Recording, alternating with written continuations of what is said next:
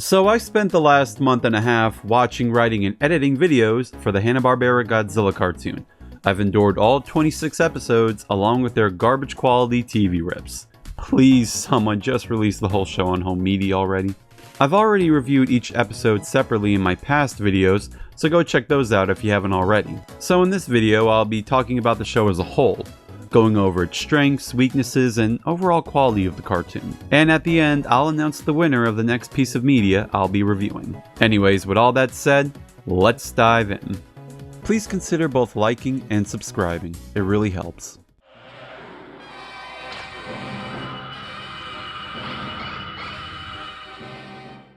There's not too much to be said here, as the show goes for an episodic story route, with every episode standing on their own, with no connections to previous ones. And I do mean no connections.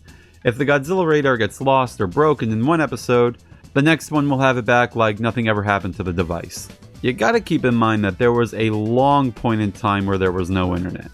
That's hard to think of nowadays, but that's how life was back then. Most TV shows, at least up here in North America, couldn't really have long branching plots in them, especially with cartoons at the time. Because let's say you missed episode 7. Was there something important in that one? How do I watch it now? Well, that was just that. You couldn't.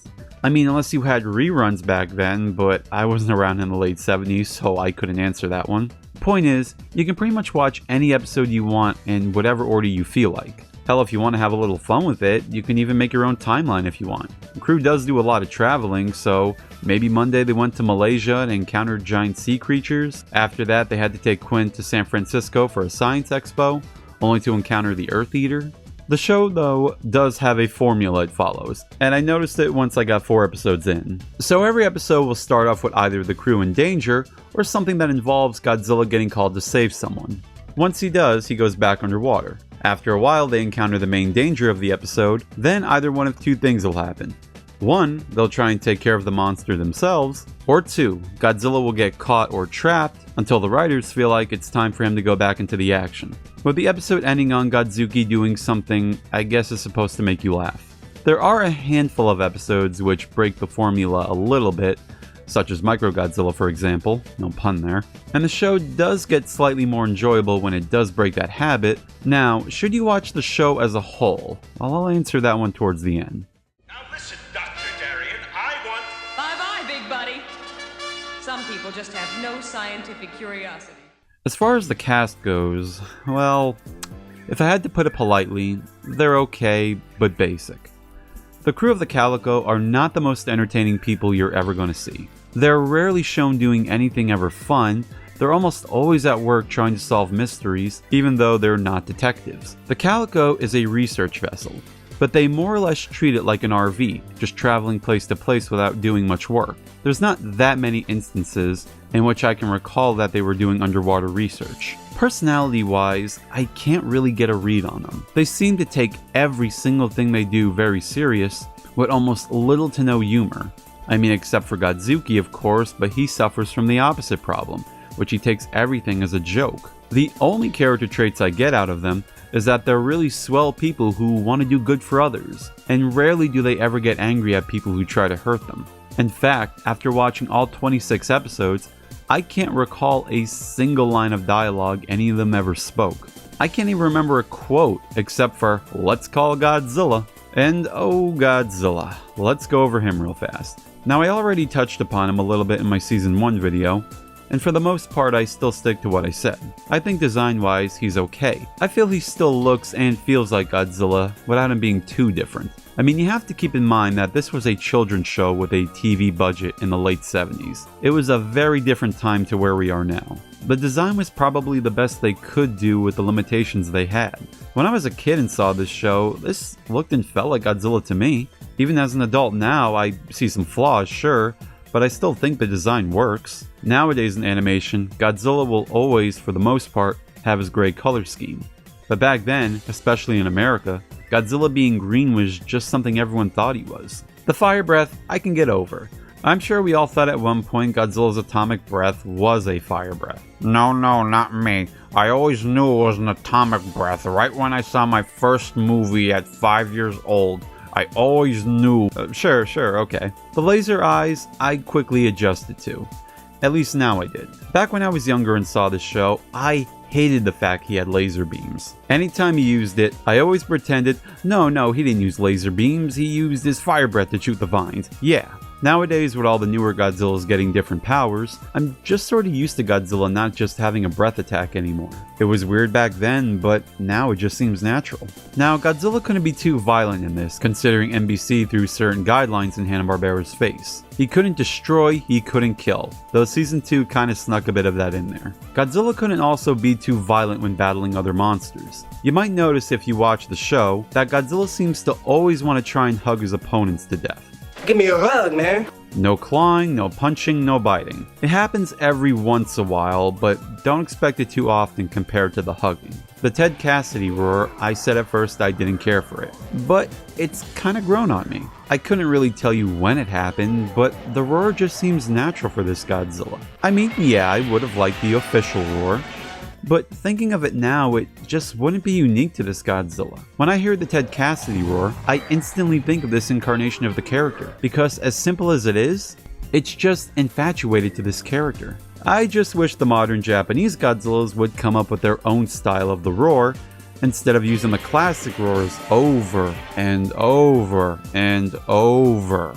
It was kinda neat in Shin Godzilla, but it's long overstayed its welcome. Toho, please take notes from Legendary. Oh, also hear a lot of people say the reason the classic roar wasn't used for the show was because Hanna-Barbera couldn't get the rights to it. Now, I don't know how true that is, but if it is so, I find that very odd. I mean, you pay the rights holders to use the character, but you have to pay a little extra to use the roar that's affiliated with that character? It's not even like a voice actor did the original roar. It was done by creative sound design. The music done by Hoyt Curtin is okay. It's good filler music that gets the job done, with the one standout track many refer to as Godzilla's theme. You know, the one that goes dun dun dun dun dun dun dun dun dun. I mean, I was even at work one time humming this tune. I'm not gonna lie, it's pretty catchy. It has this triumphant power behind it that's very fitting for this Godzilla. Oh, and of course, there's that classic opening theme. Up from the depths, 30 stories high, breathing fire, his head. If there's one thing from this show a lot of fans seem to like, it's definitely the intro song here.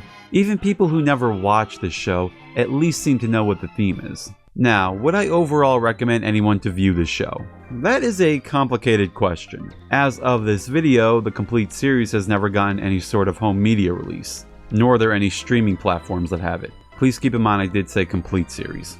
So your only option is going to be TV rips offline. I say it's better than nothing. As for my question, I'd say watch it if you're a fan of Godzilla. Because if you're not, I can't really see you getting any sort of enjoyment out of the show. Now, I wouldn't recommend you marathon the whole cartoon at once. Like I said, the show does follow a formula it repeats over and over, and I think attention spans nowadays definitely aren't going to sit up with it. Though if you don't want to watch every single episode of the show, for whatever your reason may be, but at least want to give it a try, I'll recommend to you the following episodes on screen here. I felt these were the strongest of the bunch, with either more interesting plots or just giving a more pleasurable viewing experience. These can also be very good starter episodes to get at least a positive feel for the show. Now, I know it's long overdue, but I do feel this show could benefit in some kind of reboot. Now, call me crazy, but I wouldn't mind seeing the Calico come back.